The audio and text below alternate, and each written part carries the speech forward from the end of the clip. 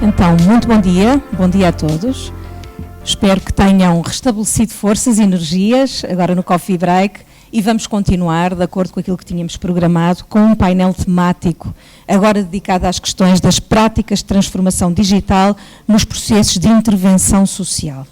E, naturalmente, este painel vai continuar a alimentar aquilo que é o tema da nossa conferência, pelo facto de considerarmos que os processos de transição digital, como foi já muito bem discutido até agora, e a consolidação de um governo digital, naturalmente, não poderem apenas resumir-se a uma questão de arquitetura tecnológica.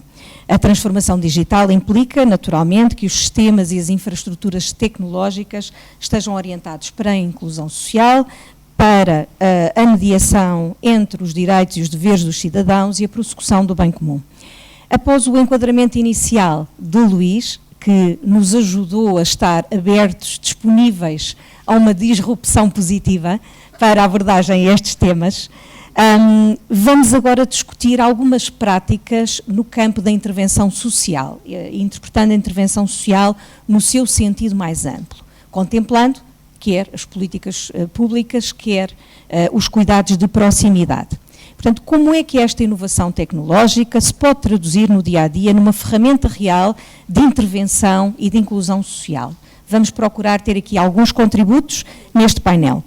E este questionamento, como também foi muito bem referido, implica, e esta é outra das nossas ênfases nesta iniciativa, que exista diálogo e cocriação entre profissionais, entre organizações, primeiro que tudo, dos diversos setores, mas também profissionais, quer da intervenção social, quer da área da tecnologia, porque naturalmente não podemos ter profissionais da tecnologia a desenhar sistemas que está de forma isolada numa sala, mas também não queremos profissionais da intervenção social a tentar aplicar ferramentas que na verdade não servem àquilo que são as reais necessidades das pessoas. Para enriquecer este debate, tenho então o privilégio de moderar este painel, que contém em si mesmo uma grande diversidade de experiências, de saberes, da academia, do setor público e da economia social. Deixem-me dar as boas-vindas e tenho que começar naturalmente pelo Neno Rosa. Não apenas porque o Neno fará aqui um enquadramento neste painel inicial, de acordo com aquilo que tem sido a sua investigação nesta área, e o Neno é investigador no CAPES e representa aqui, é doutorando na PUC de São Paulo, mas o Neno é, na verdade, a pessoa que nos trouxe aqui todos hoje. Não foi a pessoa que trouxe este mote, este interesse, esta necessidade de trabalhar as questões da tecnologia enquadradas na intervenção social. Eu agora não vou alargar muito, talvez da espação de encerramento, explico-vos um bocadinho como é que chegámos aqui. Talvez seja esse o momento mais indicado. E o Neno faz a ponte, esta ponte entre a intervenção social e tecnologia na primeira pessoa. É investigador e doutorando na área da tecnologia, mas é licenciado e mestre em serviço social. E, portanto, traz na sua pessoa esta nossa discussão de hoje. Tenho também comigo o Dr. Wilson Lucas, que é diretor do Departamento de Sistemas de Informação na AIMA e que nos traz, naturalmente, uma visão mais macro da administração pública e, certamente, os desafios complexos de gerir a tecnologia num contexto muito sensível e muito mediático na nossa atualidade. Por fim, o Dr. Adriano Fernandes, que, na verdade, representa a Santa Casa da Misericórdia da Amadora e que apoiou aquilo que foi a estruturação desta própria sessão, tenho que dizer isto, naturalmente, apoiou aquilo que é esta estruturação e que representa a proximidade do terceiro setor, a capacidade de usar a inovação onde o Estado e onde o mercado muitas vezes não chegam. É diretor da inovação na Santa Casa da Misericórdia da Amadora, talvez uma estrutura muito pouco comum, se assim puder dizer, a nível nacional, em contexto de instituições da economia social e solidária. Também dizer que, a seguir a este painel temático, será também iniciativa da Santa Casa da Misericórdia da Amadora mediar e promover o debate, está bem? Que vamos fazer naturalmente depois chamando o Luís para se juntar a nós e para podermos interagir da melhor forma com o público. Não faz sentido, se estamos a falar de cocriação e de participação, que o público se mantenha calado e apenas expectante durante todo o painel. Muito obrigada. Eu passaria desde já, então, a palavra ao Neno, que nos fará aqui um enquadramento destas questões de acordo com aquilo que tem sido a sua experiência de investigação. Obrigado, Ana. Bom dia. Obrigado a presença de todos vocês aqui. Como a Ana bem explicou, eu sou o Neno, eu sou assistente social. Mais alto?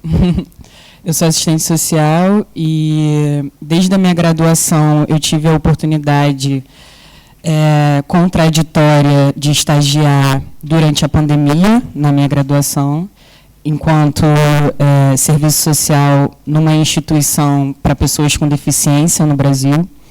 E isso foi o ponto-chave e a porta de entrada principal para a minha investigação sobre o papel do serviço social nas políticas de transformação digital, naquele momento, no contexto brasileiro. O Brasil, como eu acredito que muitos daqui saibam, é um país que foi muito afetado pela pandemia e ele recebeu um choque de digitalização.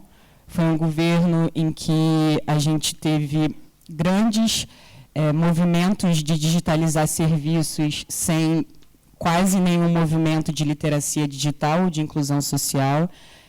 A gente tende a chamar de choque de digitalização porque as necessidades básicas sequer estavam sendo respondidas no momento de pandemia, então muitas pessoas estavam passando fome, muitas pessoas tinham perdido as suas casas por questões de ter perdido, inclusive, o vínculo laboral. Então, nesse processo, tudo começou a ser muito digitalizado e teve um benefício principal, que foi o ponto-chave de tudo, que foi o benefício emergencial, de auxílio emergencial. Esse benefício só podia ser solicitado virtualmente, por celular, e isso, contraditoriamente, por ser um benefício naquele momento que tinha condicionalidades muito amplas, você não precisava estar numa situação de extrema pobreza, você podia ter vínculo com o trabalho. Então, era um benefício emergencial no sentido de pensar quase uma renda digna, uma renda básica naquele momento da pandemia no Brasil. E isso mudou completamente o cotidiano e o dia a dia da intervenção social. E o serviço social, nesse contexto, se viu muito perdido, não no local de falta de estratégias ou falta de iniciativas, mas falta de ferramentas. O serviço público ele não tinha como acoplar naquele momento todas as demandas que estavam ocorrendo, todas as demandas urgentes que estavam sendo imbricadas ao serviço social. E, no meio disso tudo, eu começo a estagiar remotamente muito numa defesa da minha formação. Então, tinha uma defesa muito forte de que não era algo que seria qualitativo, um estágio em serviço social de forma virtual, naquele momento de distanciamento social. E confesso que, depois de muita resistência, muito por uma identificação também de que eram estudantes que precisavam se formar, precisavam entrar entrar num contexto de trabalho, de renda, numa pandemia, e a gente conseguiu, pelo movimento estudantil, fazer esse movimento de estágio remoto emergencial. Nesse estágio remoto, eu tive a oportunidade de fazer as atividades dessa instituição de pessoas com deficiência, era uma instituição de atenção básica. A gente atendia famílias numa dimensão de acompanhamento cotidiano. E essas pessoas, elas estavam comprometidas, mesmo dentro de todas as contradições do seu cotidiano, de não ter ferramentas, de não ter tanto acesso à internet ou uma internet com qualidade, todas elas estavam muito comprometidas em participar de todas as atividades que estavam sendo propostas naquele momento. E isso me chamou a atenção. Me chamou a atenção por 2 pontos. Por que o serviço social não estava planejando essas estratégias de transformação digital naquele momento? E como o serviço social conseguia ser estratégico mesmo dentro de um contexto contraditório e sem ferramenta. As nossas reuniões, nesse momento do estágio, eram feitas via WhatsApp, e a gente tinha, na época, 30 famílias que eram em acompanhamento, as 30 participavam de todas as nossas atividades propostas pelo WhatsApp. Então, isso tudo foi muito propulsor, não só de entender como o serviço social ele precisava se atualizar às novas demandas e os novos contextos de acesso a direitos sociais no Brasil e no mundo, mas também pensando como o serviço social ele é, por si só, uma categoria profissional estratégica para pensar a transformação digital para o interesse público. Então, a partir disso, eu entro no mestrado, defendo uma tese intitulada O papel do serviço social na gestão de serviços públicos digitais no Brasil, desafios e possibilidades, fazendo essa interlocução de como o serviço social não está limitado, na verdade, muitas vezes a uma dinâmica de execução de ponta desses serviços, muitas vezes de avaliação desses sistemas que, no nosso cotidiano, vai estar sendo mediador do acesso às políticas para essa população, e não na gestão. O serviço social, mundialmente, é uma profissão que a sua atribuição é ser gestor de políticas públicas, ser planejador, pensar não só a execução, mas principalmente a construção dessas estratégias, dessas respostas, dessas demandas sociais. A dimensão relacional da profissão é uma dimensão extremamente presente e fundamental para todo tipo de trabalho do serviço social, e essa dimensão relacional, para mim, era o principal fortalecimento que o serviço social poderia trazer para uma estratégia de transformação digital no Brasil.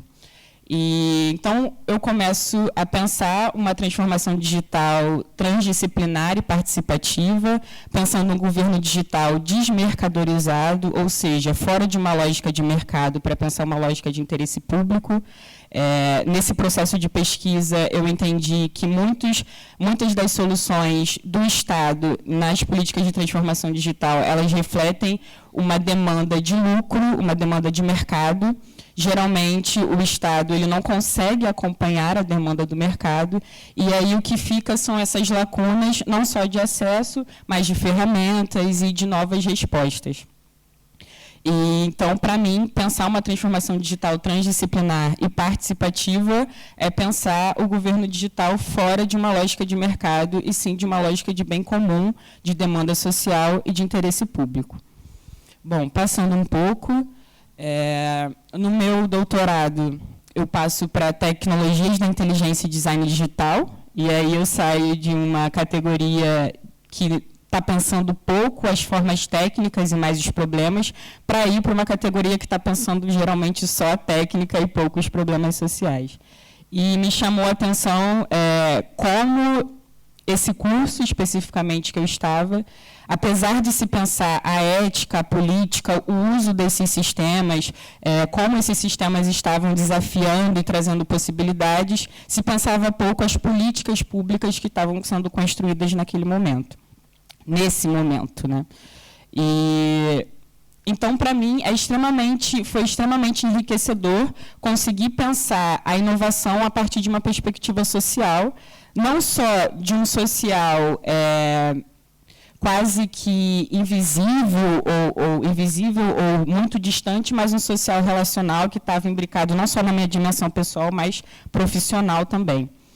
Dentro de toda essa pesquisa, eu entendo que, para conceituar a transformação digital dentro de um interesse público, a gente precisa conceituar o que é um governo digital, qual é o papel de um governo digital, e, dentro disso, o governo digital é um ator central da rede social de um país, então é a partir das escolhas que vão ser feitas, dos objetivos que vão ser aderidos, das escolhas políticas e éticas daquela gestão do governo digital, é que vão ser pautadas a eficiência, a eficácia, a qualidade desses serviços. E, como eu falei, essa pesquisa começa na pandemia. Na pandemia era um governo do presidente Bolsonaro, que foi um governo em que a digitalização foi uma característica extremamente substitutiva. Substituir a dimensão relacional para ter um choque de digitalização que não correspondia às demandas sociais nem à realidade dos cidadãos. Então, no governo posterior, no governo Lula, que já é durante agora o meu doutorado, principalmente, você começa a ver estratégias e soluções que são pensadas a partir de demandas sociais, ainda que com muitas lacunas, ainda que com muitos desafios, não pensada somente numa característica substitutiva ou de um índice de governo digital que está dentro de um mito de digitalização que é somente técnica, um pouco do que o Luiz falou, um pouco do que os outros convidados também já falaram. Então, para mim, pensar a gestão do governo digital é pensar a forma mais fundamental e basilar das estratégias, de como essas estratégias vão ser construídas. E a gestão ela não pode estar numa dimensão somente técnica, ainda que seja e que perpasse. A defesa de uma transformação digital por interesse público é a defesa de uma tecnologia política, uma tecnologia que é identificada como um produto da sociedade, um produto para responder demandas sociais, um produto para responder sistemas sociais, e por isso não é neutro, ele representa a historicidade, ele representa as relações de poder. Então, os objetivos que vão ser aderidos durante o processo de gestão vai ser o fundamento de como essas soluções elas vão ser espalhadas e aderidas no cotidiano da população. Por isso, eu começo a pensar e entender, e dentro das pesquisas também, verificar que grande parte dos gestores de tecnologia, no Brasil especificamente, mas dentro das minhas pesquisas em Portugal, também em Portugal, são gestores de áreas técnicas ou de ciências exatas. Geralmente, quando não existe essa característica, existe uma característica de ser um gestor que é ligado à ambiência técnica, mas que fez algum tipo de especialização numa área pública. Mas eu ainda não consegui encontrar, por exemplo, um assistente social que é gestor de transformação digital em nenhum país que eu estou estudando. E isso me chama atenção principalmente porque é muito fácil você olhar para outro tipo de política que é mais vista como um direito social mais tradicionalmente, como a política de saúde, da segurança digital, e ver pessoas e técnicos de intervenção social sendo gestores dessas políticas, mas a transformação digital, não só por uma ambiência do senso comum, mas por uma ambiência histórica, ela ficou muito centralizada em processos técnicos e conhecimentos de ciências exatas.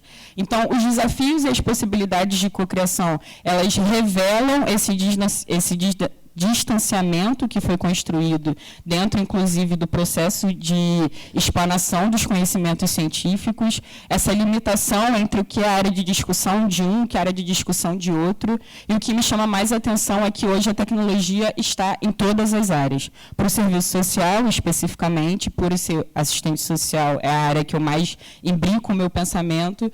Para o serviço social, é muito complexo não pensar a tecnologia como parte do nosso trabalho hoje, não pelas ferramentas técnicas somente, mas também pelas condições contraditórias e mudanças da nossa prática profissional, que hoje está muito ligado a uma burocracia de sistema também, ou seja, está disponível e boa parte do seu tempo ser para botar dados em sistemas, botar seu produto da prática no sistema, corresponder a uma demanda institucional que é a partir da realização e da inclusão de dados em sistemas, mas também de que o modo de acesso a políticas públicas hoje no mundo, o modo de cidadania hoje no mundo, perpassa a mediação com plataformas e sistemas. E não é diferente no governo.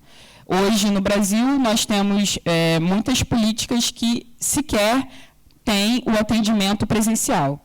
Muitas coisas já estão sendo só digitalizadas e você só consegue acesso a partir da internet. Então, hoje, ou de sistemas. Então, hoje, a tecnologia ela é uma mediação direta à cidadania.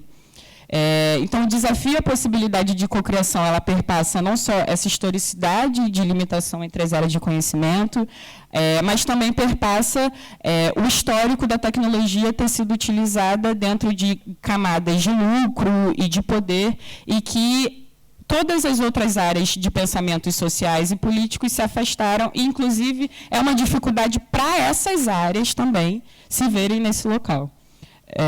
Nossa Senhora. Como eu falei um pouco, essa gestão de serviços públicos digitais, eu identifico o serviço social como um papel estratégico dentro desse interesse de pensar como as políticas elas precisam estar correspondendo ao bem público, às demandas sociais, às demandas territoriais. A tecnologia e os processos tecnológicos eles não podem estar separados de todas as outras políticas básicas e direitos básicos, então não tem como a gente pensar no acesso à internet sem pensar no acesso à moradia, à alimentação, enfim, a segurança social. Então, tudo está imbricado em pensar como o serviço social poderia e deveria estar, não só pelas suas contribuições e atribuições profissionais, mas também pela defesa e pelo papel social do serviço social de ser pelo interesse público.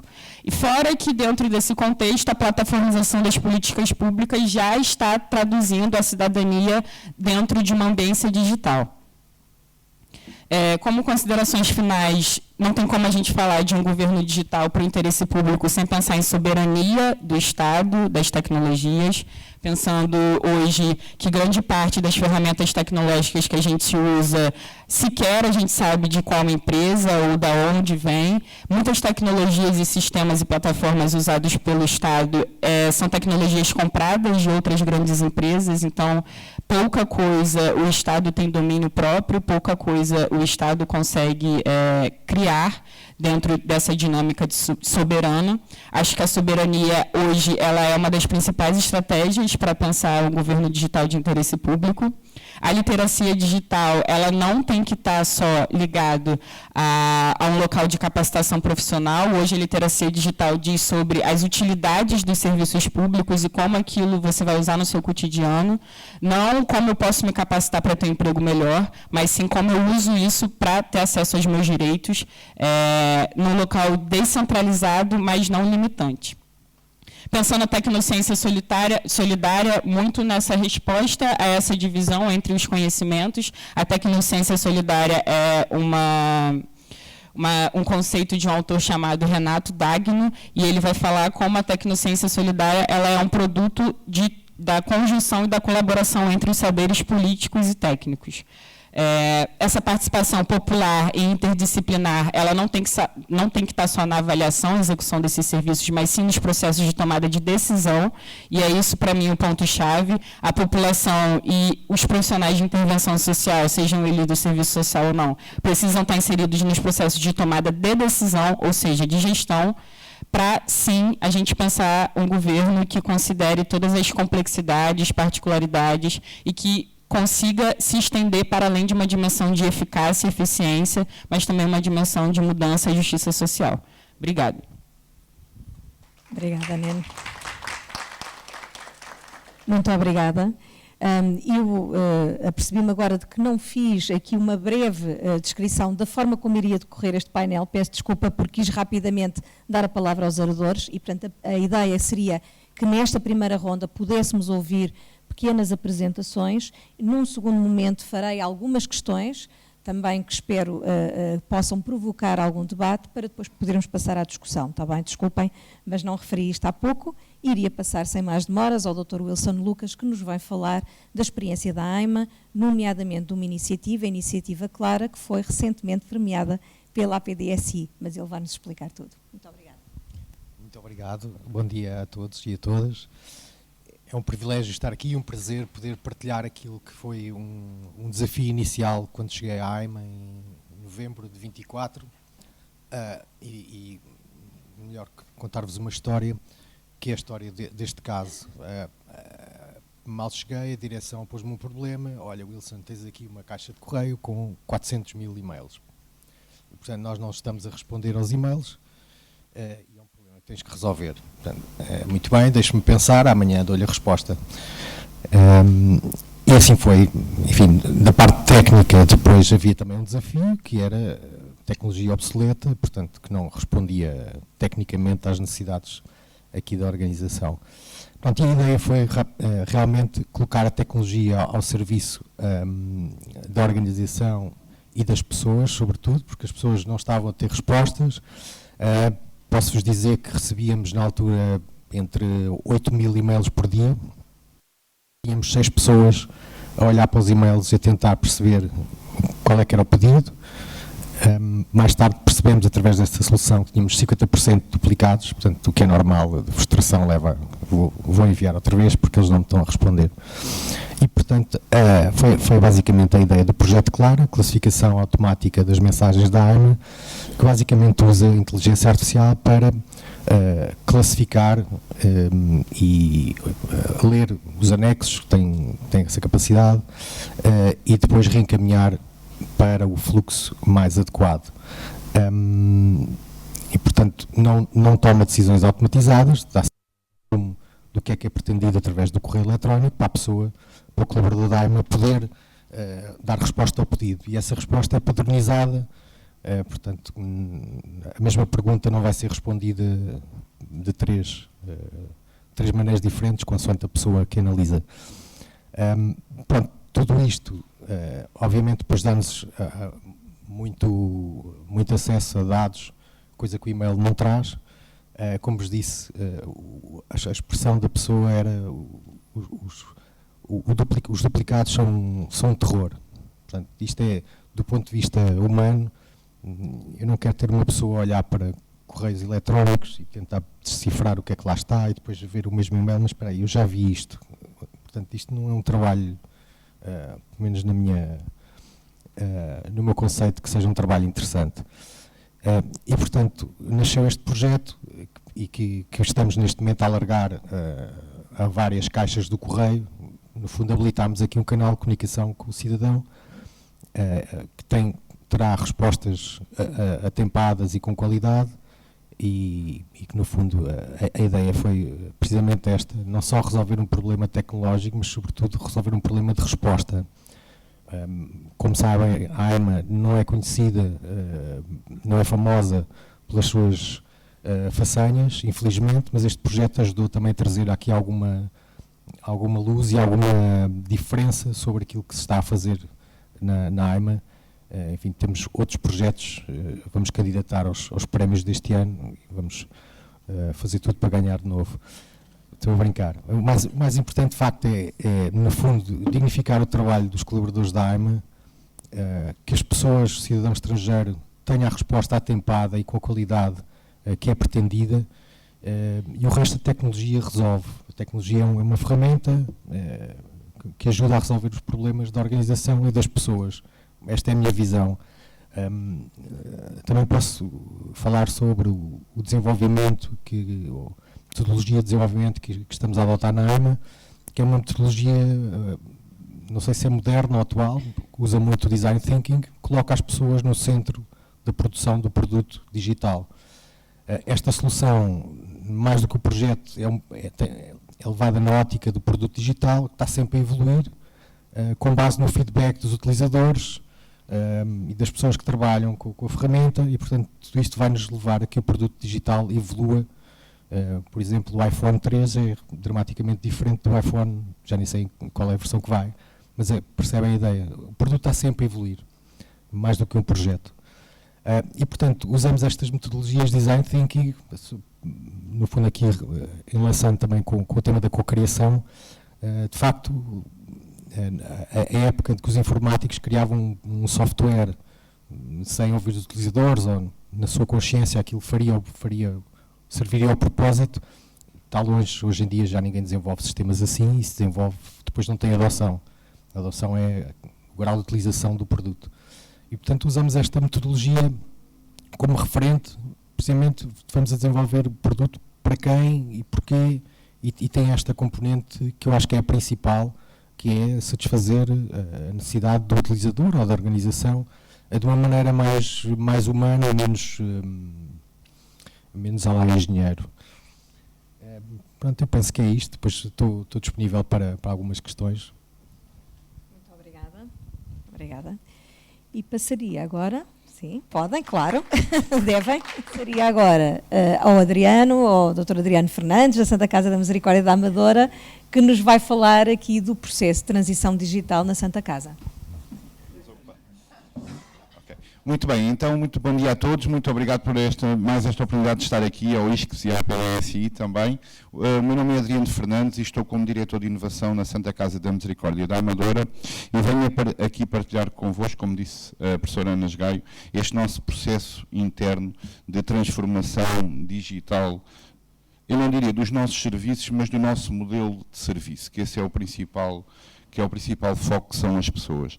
E esta comunicação tem este tópico Amadora Aging Thinking. Amadora Aging Thinking é o reference site que foi reconhecido como 4 estrelas pela European Innovation Partnership for Active and Healthy Aging, uma organização, um cluster europeu que reconhece boas práticas no âmbito do envelhecimento ativo e saudável, que é coordenado pela Misericórdia da Amadora e que tem a felicidade de ter a parceria do ISCSP e que de facto reconhece estas boas práticas, não só naquilo que são os modelos centrados nas pessoas, mas também os modelos integrados. E toda a nossa participação em projetos europeus de inovação, como vou ter a oportunidade de partilhar, desembocou e teve como corolário aquilo que nós sempre quisemos desenvolver, que foi este modelo integrado e centrado na pessoa. Integrado porque promove o trabalho colaborativo entre as áreas da saúde, do social e da educação, integrado porque traz a tecnologia ao serviço das pessoas, a tecnologia naquilo que é a descentralização da intervenção, com um foco muito específico no apoio domiciliário e também na desmaterialização da informação. Estão ligados? E na desmaterialização da informação. E é este o tópico que trago hoje, também não está ligado aqui, para partilhar convosco. Não está a dar? Vou parar aqui o tempo, Ana, está bem?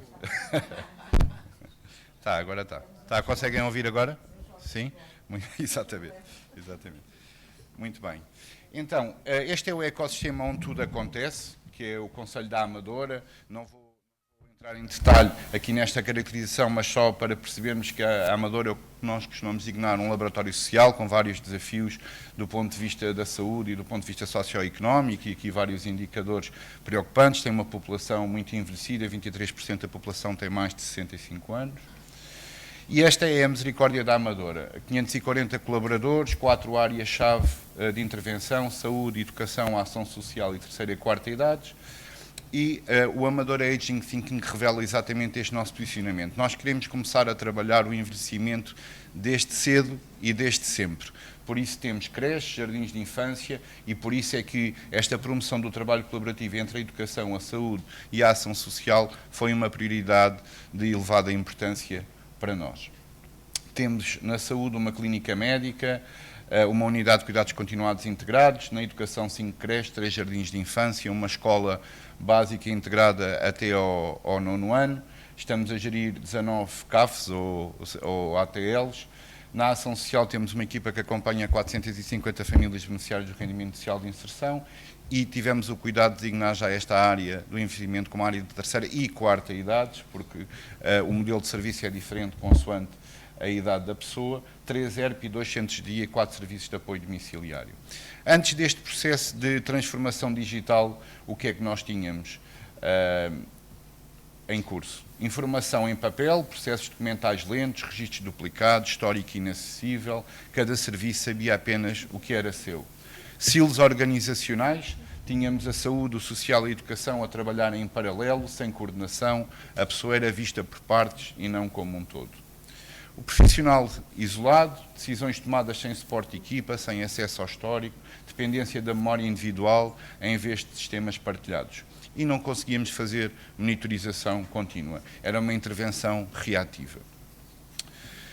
Então, em 2015, pensámos, eu e o Diretor-Geral da Misericórdia da Amadora, pensámos em, por que não, fundarmos um departamento de inovação, um gabinete de inovação. E em 2015 criámos o GRIS. O GRIS é o Gabinete de Recursos de Inovação e Intervenção Social. Como a Ana dizia, ainda não é uma estrutura que seja assim tão comum nas organizações da economia social, precisamente para responder aqui a 3 desafios. Na comunidade, as necessidades que a comunidade identificava, também as expectativas e preferências de que modelo de serviço gostava de poder utilizar, a misericórdia, a experiência que tínhamos nas 4 áreas-chave e a capacidade instalada, e também a necessidade de acelerar o processo de mudança organizacional focada nestas 3 dimensões: trabalho colaborativo, uma integração horizontal entre as várias áreas e uma personalização de cuidados.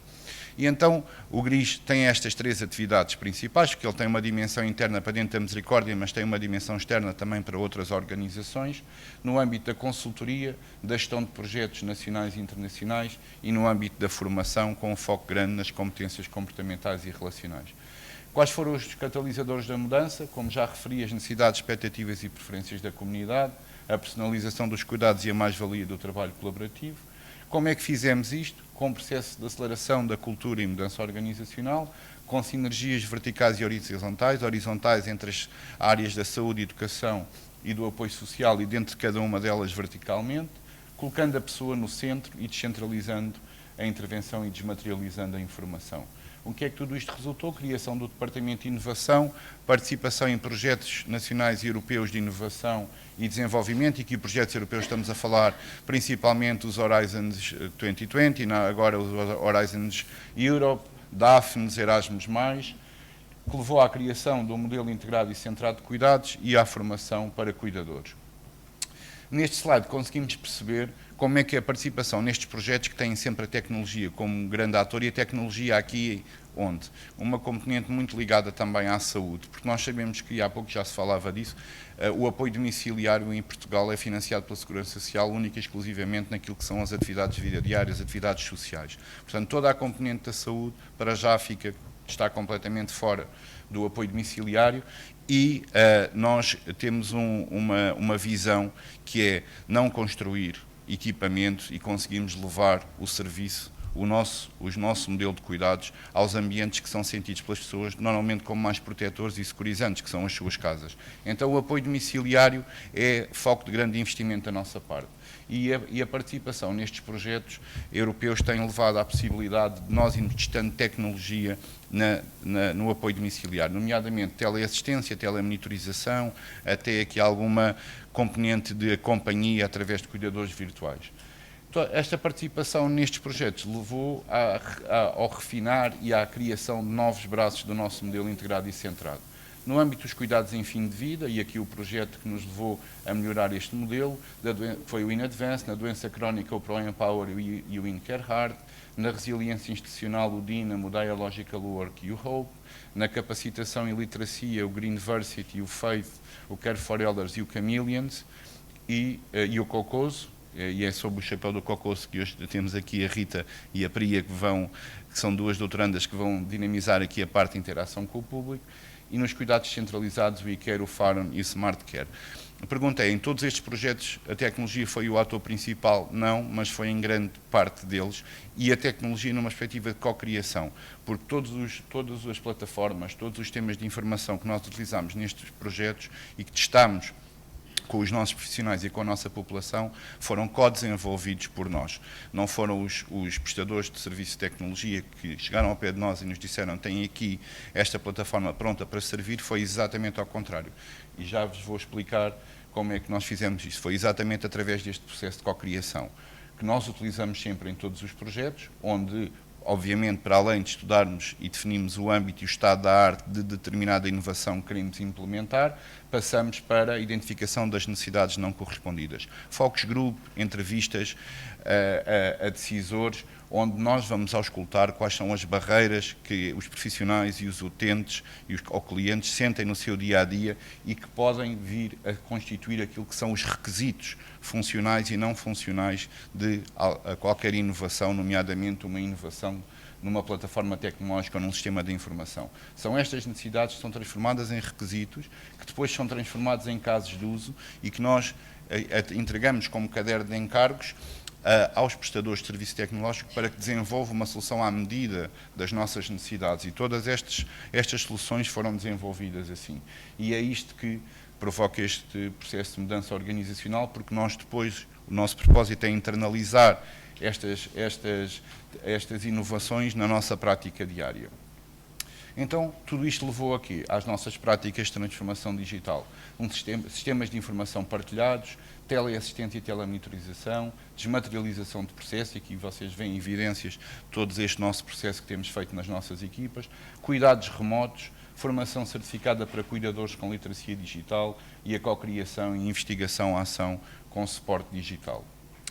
Este é o nosso modelo de serviço, que eu não vou nem de perto nem de longe entrar em detalhe, mas só para partilhar convosco que cada utente que entra de novo no nosso modelo tem um assessment inicial onde estão profissionais da área da saúde, do social, onde estão também os cuidadores informais que, para além da família, possam ser os vizinhos ou amigos que às vezes até sabem mais sobre a situação da pessoa, e é definido um plano de intervenção.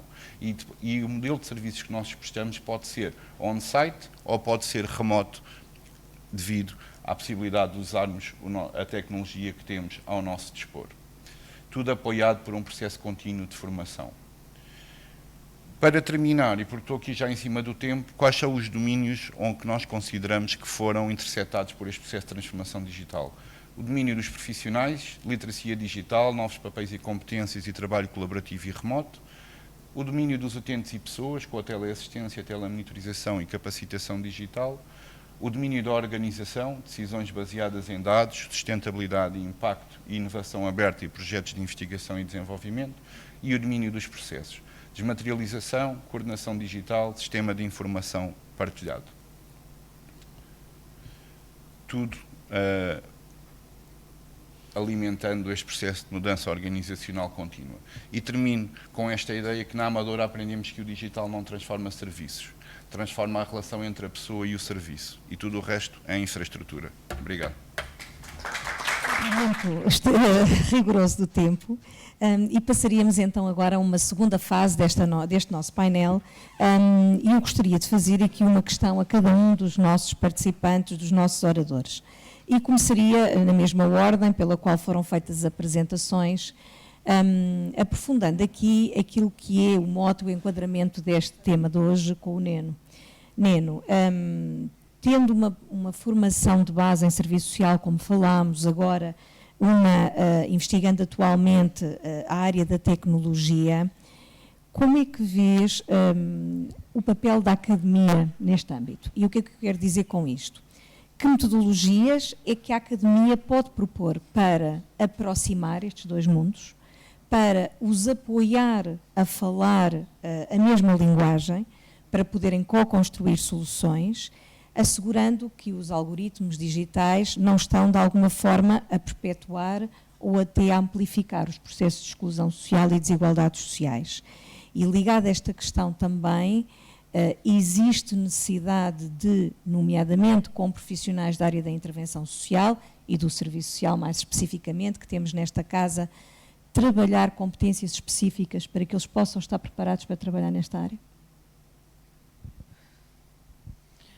Bom, eu penso que mais do que um local de capacitação profissional, é um local de capacitação multiprofissional, ou seja, muitas vezes eu acredito que falta uma institucionalização da cocriação, disciplinas que podem ser compartilhadas com profissionais e estudantes de áreas da intervenção social, com profissionais e estudantes técnicos.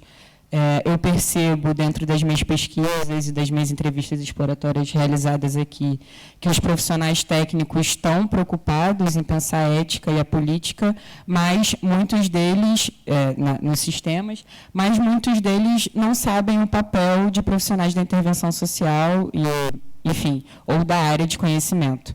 Eu acho que a academia, nesse sentido, existe uma limitação, primeiro que de entender que todas as áreas de conhecimento hoje perpassam a tecnologia, seja para pensar desafios, seja para pensar possibilidades, mas todas as profissões elas estão sendo mudadas pelas novas demandas tecnológicas.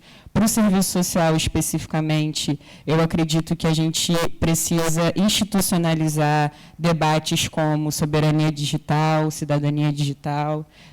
Eu trabalhei na vara da infância e da juventude, no Tribunal do Estado do Rio de Janeiro, e eu trabalhava com adolescentes em conflito com a lei. Muitas infrações que aconteciam já estavam sendo relacionadas a crimes digitais, seja ele de exposição do corpo da mulher, montagens, que traziam um assédio moral, um assédio vexatório, uma humilhação, principalmente para meninas. E, muitas vezes, as profissionais da intervenção social, na qual eu fazia parte como assistente social, não sabiam como lidar com isso. Não sobre uma falta de ferramenta de pensar a demanda social, mas sim sobre uma falta de ferramenta de pensar essa complexidade em específico. Eu acho que quem tem a mínima noção da internet sabe que print não morre. Então, por mais que você consiga ter desvinculado um local ali da infração e tal, se alguém tirou um print, você nunca mais vai ter controle sobre isso. Então, eu imagino que essas novas demandas, elas estão sendo pouco discutidas pela intervenção social. E aí eu acho que, não só pensando os desafios e as novas mudanças, mas sim pensando qual seria o nosso papel no meio disso tudo e entendendo que a cidadania hoje ela reverbera outras complexidades que não só acesso à subsistência ou, enfim, a coisas muito materiais. Hoje a cidadania ela perpassa o meio digital e a forma com que você consegue estar digitalmente. E, enfim, eu acho que a academia ela é um propulsor desse pensamento de cocriação. Inclusive, é por isso que o meu projeto de doutorado é exatamente pensar essa capacitação de profissionais, servidores públicos, técnicos e da intervenção social. Então, esse momento de aprofundamento, esse momento de pensar essa demanda durante dias, durante meses, em conjunto. Enfim, eu acho que isso precisa ser institucionalizado na formação de profissionais da intervenção social, do serviço social. A gente precisa ter mais matérias sobre isso, enfim, discutir isso de uma maneira muito mais colaborativa e participativa, inclusive. Qual foi a segunda pergunta? Tinha a ver com as competências. Sim. Sim.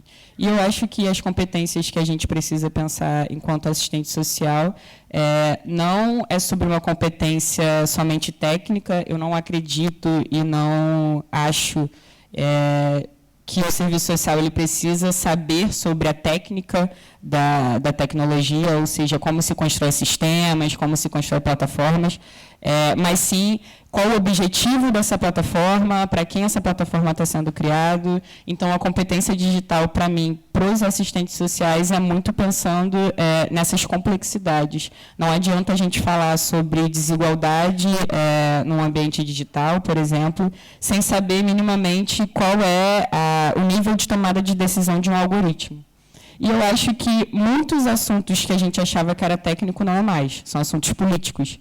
E assuntos políticos eles reverberam em outras profissões que não só as de uma demanda técnica. Então, eu acho que as competências digitais para os assistentes sociais está muito de pensar que hoje a tecnologia ela está imbricada muito mais do que numa eficácia de sistema, mas sim numa eficiência política, numa justiça social. Então, as nossas competências digitais também precisam não só identificar a técnica desses sistemas, mas também os conceitos, objetivos e como a gente está articulando isso na nossa demanda profissional. Muito obrigada, Nina. Passaria ao Dr. Wilson, fazendo aqui uma questão de aprofundamento de algo que falou ligado a esta necessidade de envolver profissionais e, nomeadamente, os profissionais que interagem de forma mais direta com o grupo-alvo, os utilizadores dos vossos serviços de alguma forma. Sabemos que esta área das migrações é uma área que naturalmente trabalha com pessoas muitas vezes com muitas vulnerabilidades sociais. Como é que tem sido, com maior detalhe, gostava que me falasse sobre isto, esta articulação mais prática com os técnicos que estão na linha da frente, de atendimento aos migrantes, para desenhar estes sistemas? E quais é que têm sido os principais desafios e virtuosismos desta articulação com outros profissionais que não são apenas da tecnologia? Bom, eu diria que não pode acontecer o informático desenvolver o sistema para si, portanto é essencial envolver os utilizadores, ou o target, neste caso, os colaboradores que fazem o atendimento, ou mesmo até o próprio cidadão estrangeiro. É essencial, senão vamos estar a construir algo que não vai servir o propósito. Portanto, serve o propósito para o informático, que muitas vezes acontece, gosta de tecnologia, que acha que aquilo é um brinquedo novo e que está tudo bem, mas não serve ao propósito da organização e, portanto, não vejo como não atuar desta forma. Portanto, é através de processo de entrevistas ou através de feedback contínuo. Eu gosto muito de usar maquetes, portanto, o produto antes de estar terminado, há uma maquete inicial. Olha, estamos a construir isto desta maneira, como é que acham? Isto é assim, este ecrã está mais para a esquerda, mais para a direita, não, esta funcionalidade não é relevante, as pessoas não vão usar, ok. Portanto, tudo isto é construído desta forma, não há mais aquela visão que havia há uns anos. Tenho um caderno de requisitos, vai para a informática depois de um ano está aqui, o que vocês querem está aqui. Depois aquilo não funcionava, não é? Porque as coisas mudam.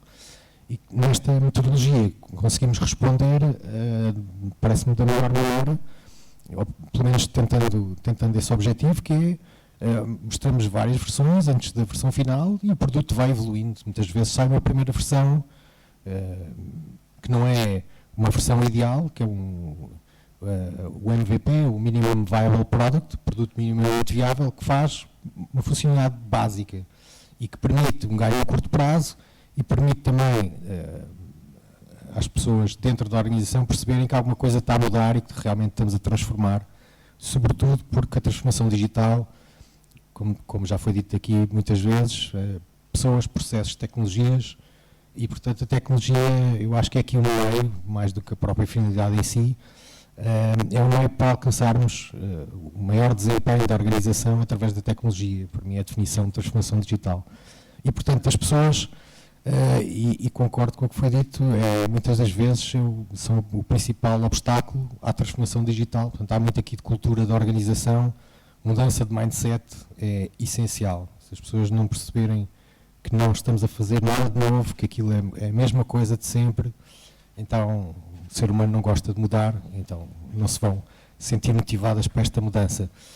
Mas voltando aqui à questão inicial, não vejo outra forma de desenvolver produtos digitais hoje em dia. Portanto, tem que ser esta interação com não só o utilizador, depois todo o ecossistema tem que ser envolvido e espero ter este ano aqui mais produtos na calha, fruto desta dinâmica que é essencial. Nenhuma organização hoje em dia vive fora do seu ecossistema. Quem pensar assim está a pensar mal e não vai conseguir atingir os objetivos da organização. Hoje, mais do que nunca, vivemos todos ligados, de uma maneira ou de outra. E aí o digital, enfim, com as suas limitações, é aquilo que nos permite fazer mais, estarmos mais próximos e atingirmos o nosso objetivo. Mas é meramente uma ferramenta, não é a finalidade em si. Eu costumo dizer que tecnologia por tecnologia, enfim, construo um robô ou um computador na garagem, entretenho, mas profissionalmente construo sistemas para as pessoas. Muito obrigada. Por fim, Adriano, as organizações da economia social e solidária, onde se insere a Santa Casa, naturalmente são aquelas organizações que muitas vezes são as que estão mais próximas dos contextos naturais de vida, das pessoas, das comunidades, mas também sabemos que têm muitas vezes limitações e constrangimentos, quer do ponto de vista aos recursos financeiros, aos recursos humanos especializados, mas também aos recursos tecnológicos. Como é que têm conseguido criar inovação e cocriação nestes desafios? Que parcerias é que têm constituído e que evidências, sinais de impactos e de efeitos positivos têm visto na vida das pessoas? Muito bem. Sim, claramente, nós temos esse desafio, que sabemos desde sempre, dos recursos financeiros, que têm que ser muito bem geridos e que são limitados, mas além dos financeiros temos também outra escassez de recursos, por exemplo, o tempo, que os profissionais não têm para dedicar a algo que não seja a operação diária, não é? Temos também, como referiu, a questão da capacidade instalada, pode existir ou não para absorver inovação, e também falta de competências específicas no âmbito daquilo que é a literacia digital. E, portanto, é com tudo isto que temos que jogar, porque uma organização da economia social não pode parar no seu dia-a-dia para pensar um projeto novo ou para pensar uma inovação, porque toda a vida continua a acontecer. E parece paradoxal, mas não é. É exatamente essa escassez de recursos que espoleta a necessidade de nós criarmos em 2015 o Gabinete de Inovação, o Departamento de Inovação, como uma resposta transversal às 4 áreas-chave, um serviço de apoio transversal às 4 áreas-chave e que precisamente aloja, alberga toda essa necessidade de reflexão, de pensamento crítico, de investigação e de adoção e internalização da tecnologia e da inovação. É isso que nos leva a criar este departamento e foi muito interessante porque agora fomos convidados para participar num estudo europeu, no projeto BUILD, e nas 13 dimensões daquilo que é a integração de cuidados de longa duração, nós fomos avaliados e tivemos um score 3.8 em 5, o que para uma organização da economia social e para um departamento que tem 10 anos é bastante interessante, e fomos identificados como uma das 18 práticas mais promissoras a nível europeu no âmbito da prestação de cuidados integrados, o Departamento de Inovação. Portanto, foi assim que nós respondemos a esses desafios.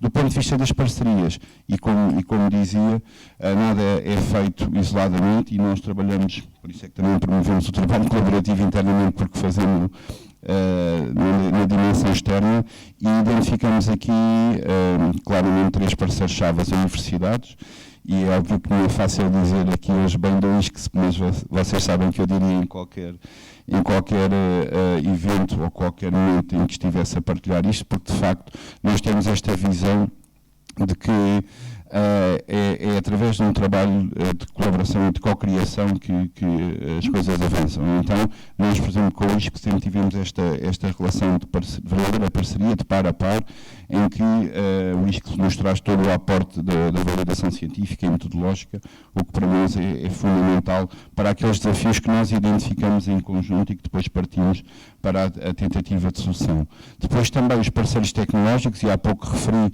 esta inversão quase do processo a que estamos habituados, que não são os parceiros tecnológicos que devem vir ter connosco e que nos impingem uma solução qualquer porque resultou no Barreiro, não quer dizer que resulte na Amadora, porque as pessoas são diferentes, as dinâmicas são diferentes, somos nós que dizemos quais são os desafios que as pessoas identificam, os nossos profissionais, os nossos utentes, e são eles que vão desenvolver a solução à medida das nossas necessidades.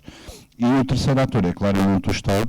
Nunca houve tanto financiamento para a inovação, é verdade, mas continua a ser através de projetos, e o desafio que seria interessante era que fosse mais estrutural, naquilo que fosse sentido na inovação como uma dimensão crítica da intervenção social diária. Mas acho que, e a questão que me colocou do impacto, não é?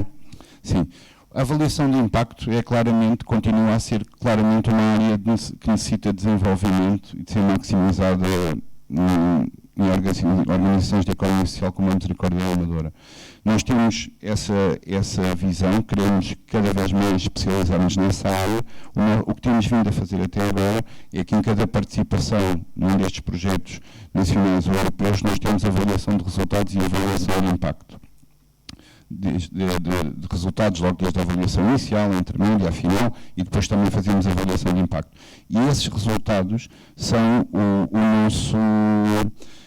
o fiel da nossa balança, é o ingrediente que nos faz introduzir mudança no nosso modelo de prestação de cuidados. Portanto, é dessa forma que nós vamos refinando, através da escuta ativa, porque ouvimos sempre nesse processo de avaliação os profissionais e os nossos utentes, e é percebendo o que é que correu bem, o que é que correu menos bem, o que é que não correu nada bem, que nós vamos afinando aqui o diapasão da nossa intervenção. Muito obrigada. Obrigada, Adriano. Eu daria por concluída esta segunda parte.